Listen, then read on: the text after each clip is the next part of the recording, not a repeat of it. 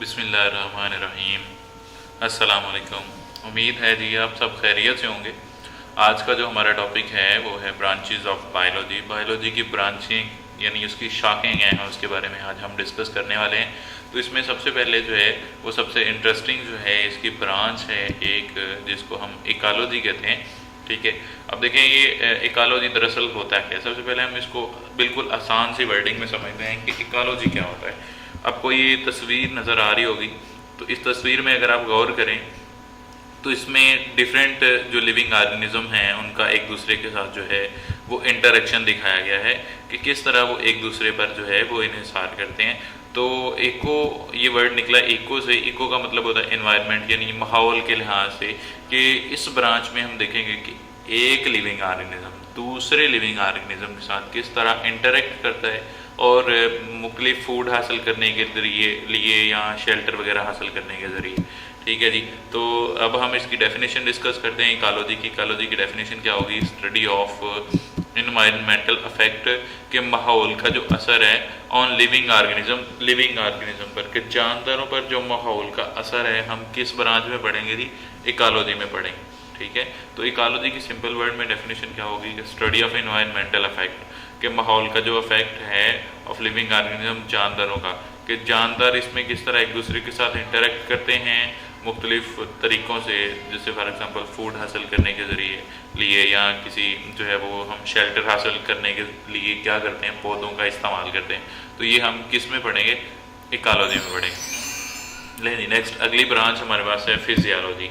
Physiology क्या है? Physio से वर्ड निकला। फिजियो कहते हैं फंक्शंस को, कि इसमें हम क्या करते हैं कि मुख्तलिफ जो हमारे बॉडी के पार्ट्स हैं उनका हम फंक्शंस देखते हैं कि फंक्शंस क्या है इनका। ठीक है, यानी इनका जो अमल है, काम है, वो किस तरह से है। ठीक है, तो study of functions of different parts of living organism, कि एक हमारे पास जानदार है उसके जो मुख्तलिफ पार्ट्स हैं उनके फंक्शंस की अगर आपने स्टडी करनी है तो आपको फिजियोलॉजी में जो है वो फिजियोलॉजी की जो ब्रांच है उसकी स्टडी करना पड़ेगी। फॉर एग्जांपल जैसे हमारे पास अगर हम जो है वो सर्कुलेटरी सिस्टम में क्या आता है?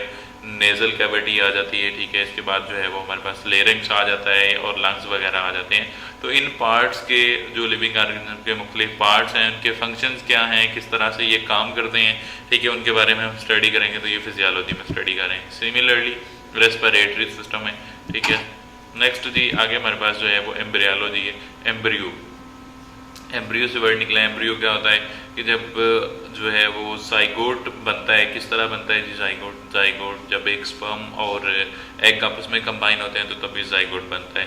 तो जाइगोट से लेके एक कंप्लीट इंडिविजुअल यानी मुकम्मल जानदार बनने का जो प्रोसेस है, ठीक है, इसको हम एम्ब्रियोलॉजी कहते हैं। तो डेफिनेशन क्या होगी इसकी? कि द स्टडी ऑफ एम्ब्रियो की स्टडी है फ्रॉम फर्टिलाइजेशन। फर्टिलाइजेशन कब होती है?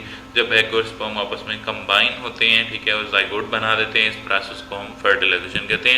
ठीक है, टू होल ऑर्गेनिज्म एक मुकम्मल जानदार बनने तक, इसको हम एम्ब्रियोलॉजी कहते हैं।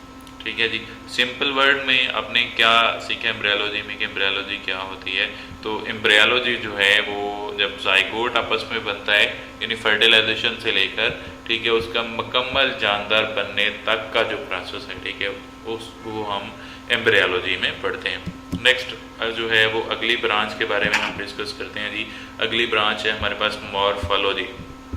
इसमें आप वर्ड पर थोड़ा सा गौर करें। ये आपको दो वर्ड नज़र आ रहे होंगे, मार्फो एक और दूसरा लॉजी। मार्फो का मतलब होता है कि आपने उसकी जो है वो स्ट्रक्चर के बारे में पढ़ना है। ठीक है, और लॉजी लागोस से वर्ड निकला है, स्टडी करना। तो इसकी डेफिनेशंस क्या होगी? डेफिनेशन देखते हैं। स्टडी ऑफ स्ट्रक्चर यानी मार्फोलॉजी में हम स्ट्रक्चर के बारे में पढ़ते हैं।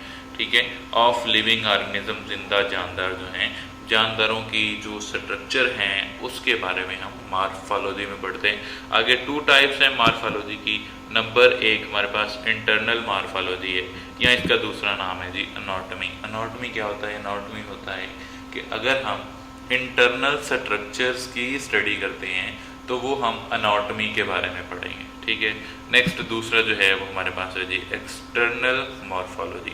ठीक है, ये मॉर्फोलॉजी के दो टाइप्स हैं। नेक्स्ट अगली ब्रांच हमारे पास है जी पेलियोनेटोलॉजी। पेलियो कहते हैं जी फॉसिल्स को। ठीक है, और फॉसल्स की अगर आप स्टडी करते हैं, ठीक है, तो वो आप कौन सी ब्रांच स्टडी कर रहे हैं? पैलियोनेटोलॉजी स्टडी कर रहे हैं। अब फॉसल्स क्या होते हैं उसको भी देखते हैं ज़रा। Study of fossils of dead organism, यानी ऐसे जानदार जो मर गए हुए, ठीक है, जो मुर्दा हैं, जिंदा जानदार जो हैं, उनके जो बकिया निशानात होते हैं उनको हम फॉसल्स कहते हैं। और अगर आप फॉसल्स की स्टडी करते हैं तो आप कौन सी ब्रांच डिस्कस कर रहे हैं जी? पैलियोनेटोलॉजी डिस्कस कर रहे हैं। अब दो टाइप्स हैं पैलियोनेटोलॉजी की। नंबर एक पैलियोबॉटनी, यानी अगर तो आप पौधों के जो फॉसल्स हैं उनके बारे में स्टडी करते हैं तो पैलियोबॉटनी में पढ़ेंगे, और अगर आप जानवरों के बारे में पढ़ते हैं तो आप पैलियोजोलॉजी पढ़ेंगे। ठीक है जी। नेक्स्ट अगली ब्रांच है हमारे पास है, उस ब्रांच का नाम है हिस्टोलॉजी। ये वर्ड देखें ज़रा, इसको गौर करें। हिस्टो किसे कहते हैं? हिस्टो हम कहते हैं टिश्यू को, ठीक है। तो टिश्यू को वैसे तो आसानी के साथ आप जो है उसका मुताला नहीं कर सकते। इसको फिर आपको मुताला करने के लिए किस चीज़ की ज़रूरत पड़ेगी? इसके मुताले के लिए आपको माइक्रोस्कोप की ज़रूरत पड़ेगी, ठीक है। तो माइक्रोस्कोप की मदद से अगर आप टिश्यूज़ का मुताला करते हैं तो आप हिस्टोलॉजी में करेंगे, ठीक है जी। तो क्या हो गए? हिस्टो का मतलब क्या होता है? हिस्टो मीन्स टिश्यू, और the study of tissue with the help of microscope, कि माइक्रोस्कोप की मदद से आप टिश्यू का मुताला करते हैं तो वो आप हिस्टोलॉजी में डिस्कस कर रहे हैं। नेक्स्ट हमारे पास जो अगली ब्रांच है वो है जी जू जियोग्राफी। इस डायग्राम पर आप ज़रा गौर करें। ये आपको जू मतलब एनिमल्स, ठीक है, ये आपको जानदार नज़र आ रहे हैं। अब जियो कहते हैं ज़मीन को, कि जानदारों ज़मीन पर जो है, और ग्राफी कहते हैं डिस्ट्रीब्यूशन को, कि कहाँ कहाँ पर कौन कौन से जानदार ज़मीन पर पाए जाते हैं, वो हम जो है वो जू जियोग्राफी में स्टडी करेंगे।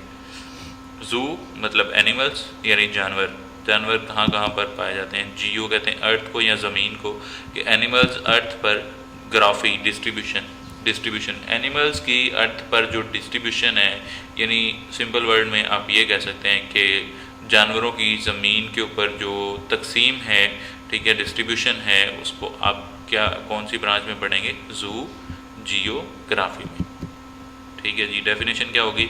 The study of distribution of animals on the earth surface, कि ज़मीन की सतह पर जो है वो जो जानवरों की डिस्ट्रीब्यूशन है यानी तकसीम जो है वो आप कौन सी ब्रांच में पढ़ रहे हैं? जू जियोग्राफी में। जू जियोग्राफी क्या है कि जानवर जो हैं वो ज़मीन की सतह पर कहाँ कहाँ पर पाए जाते हैं, उसको आप जू जियोग्राफी में स्टडी करेंगे, ठीक है जी। नेक्स्ट हमारे पास जो अगली ब्रांच है वो है जी एवोल्यूशन। एवोल्यूशन क्या होती है? एवोल्यूशन जो है वो होता है कि किस तरह जानदार जो हैं वो अपने आबाओ अजदाद से, ठीक है, अंसेस्ट्रल हिस्ट्री से जो है वो बने, ठीक है। तो वो हम एवोल्यूशन में स्टडी करते हैं, इर्तिका से स्टडी करते हैं, ठीक है जी। How living organism is formed from their ancestors, कि अपने आबाओ अजदाद से किस तरह लिविंग ऑर्गेनिज्म जो हैं वो इवाल्व हुए हैं, उसको हम एवोल्यूशन में पढ़ेंगे, ठीक है जी। आज के लिए हमारा लेक्चर ख़त्म हुआ। थैंक यू, अल्लाह हाफिज़। नेक्स्ट फिर मुलाकात होगी इंशाल्लाह अगली वीडियो के साथ।